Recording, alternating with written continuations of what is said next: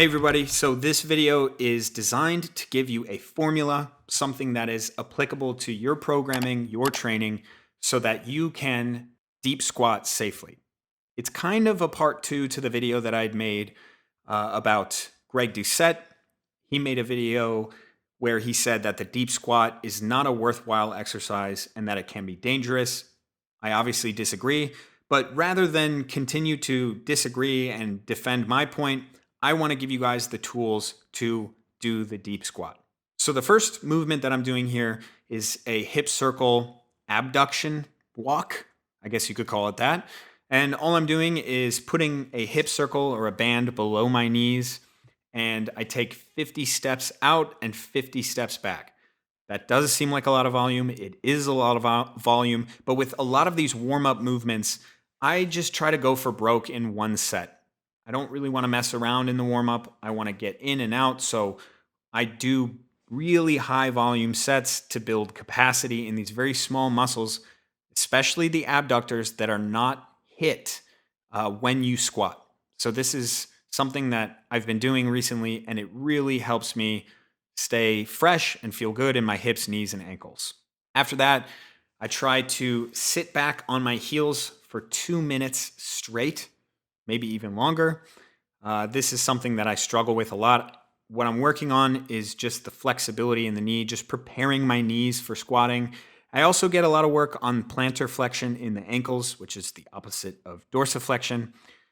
This is a movement that I do a lot to help with jujitsu. One thing I'm doing here is every once in a while, I try to extend and stretch my quads and my hip flexors. After that, we'll go for calf raises. So this is another one of those things where I'm going to go for 30 to 50 reps straight, just zone out and try to warm my ankles up. Calf raises are a very underrated movement to get warmed up for squats. And then after that, we're going to do the opposite. We're going to do shin raises. And again, 30 to 50 reps, working on plantar flexion. Plantar flexion is an interesting one. Not many people really think about it when they want to do low squats, but I found that it really does help, especially when you want to warm up.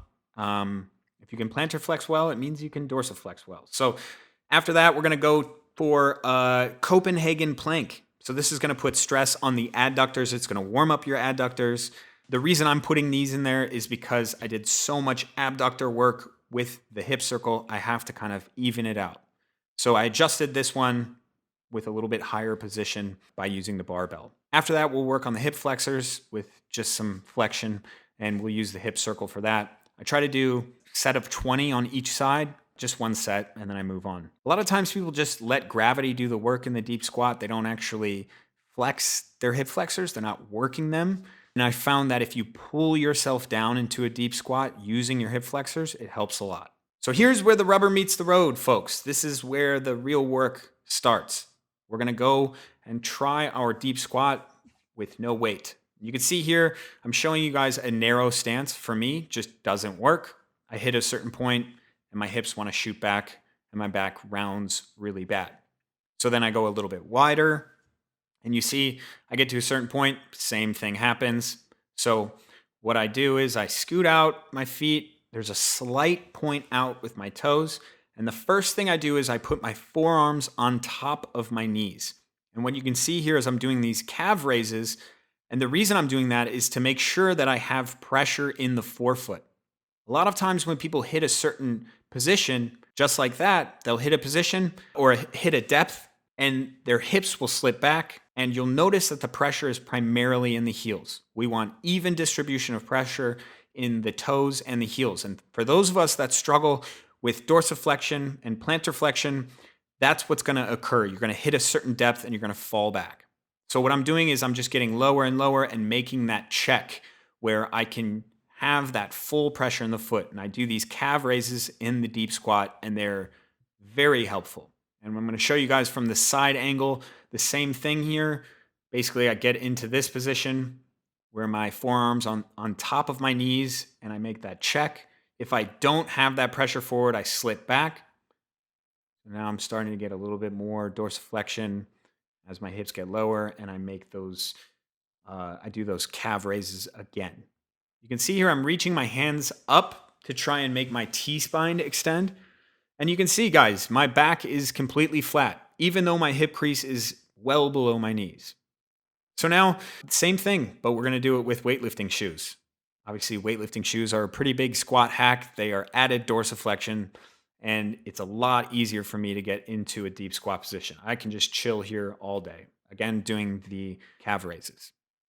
One thing you'll notice is that for me, my feet start to spin out, and that's gonna happen for you as well. Use the hip circle abduction to fix that. Pull your knees out to the side, and you won't have to worry about your feet rotating. Use the abduction, work on that.